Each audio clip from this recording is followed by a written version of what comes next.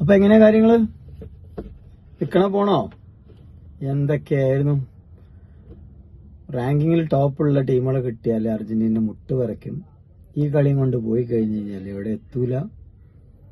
നല്ലൊരു ടീമിനെ കിട്ടിക്കഴിഞ്ഞാൽ അർജന്റീന ചീട്ട് കയറും. എന്തൊക്കെ മേളായിരുന്നു. എന്താണ് ഇംഗ്ലണ്ട് കാട്ടിയത്? ഇങ്ങനെയാണോ കളിക്കുക? ഫോർവേഡിനെയും മിഡ്ഫീൽഡർമാരെയൊക്കെ വലിച്ചിട്ട് ഡിഫെൻഡ് ചെയ്യുക. ഒരു ഗോൾ അടിച്ചേ ഓർമ്മയുള്ളൂ. ആ ഗോൾ അടിക്കാൻ പാടില്ലായിരുന്നു. ആ ഗോൾ അടിക്കാതെ പോയി ഇങ്ങനെ തട്ടിമുട്ടി ഇങ്ങനെ പെനാൽറ്റി ഷൂട്ട് ഔട്ട് ചിലപ്പോൾ കഴിച്ചില്ലാവുമായിരുന്നു ഇംഗ്ലണ്ട്. ഒരു ഗോൾ അടിച്ചേ ഓർമ്മയുള്ളൂ. പിന്നെ ഒന്നും ഓർമ്മയില്ല. അറ്റാക്ക് തന്നെ അറ്റാക്ക്. ആ ടീമിനെ എത്രത്തോളം പിടിച്ചു വെക്കാൻ പറ്റും?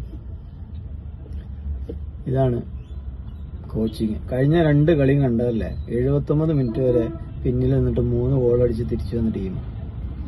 ആ കേപ്പ് വെറുതെ ഇതിലേറെ ടോപ്പിൽ കളിച്ചിട്ടുണ്ട്. അവർ 90 മിനിറ്റ് അറ്റാക്ക് ചെയ്യായിരുന്നു. Attack is the best defend. England defend ചെയ്ത് പണി വാങ്ങി. അപ്പൊ ടോപ്പ് 4 അല്ലെങ്കിൽ ടോപ്പ് 10 ഫിഫ റാങ്കിങ്ങോ ഒന്നും ഒരു ഘടകമല്ല. അന്നത്തെ ദിവസം എങ്ങനെയാണോ കളിക്കുന്നത് അതുപോലെ ഇരിക്കും. കാബോ വെറുതെയൊക്കെ കിഡിലൻ കളി കളിച്ചു. നല്ല ടൈറ്റ് മാച്ചായിരുന്നു. അറ്റാക്ക് ചെയ്തിട്ട് ഇംഗ്ലണ്ട് ഡിഫെൻഡ് ചെയ്യാൻ പോയി പണി വാങ്ങി. അർജന്റീനക്ക് ഒരു മോനും വിഷയമല്ല. മനസ്സിലായോ? അപ്പൊ ആ കാര്യത്തിലും തീരുമാനമായി.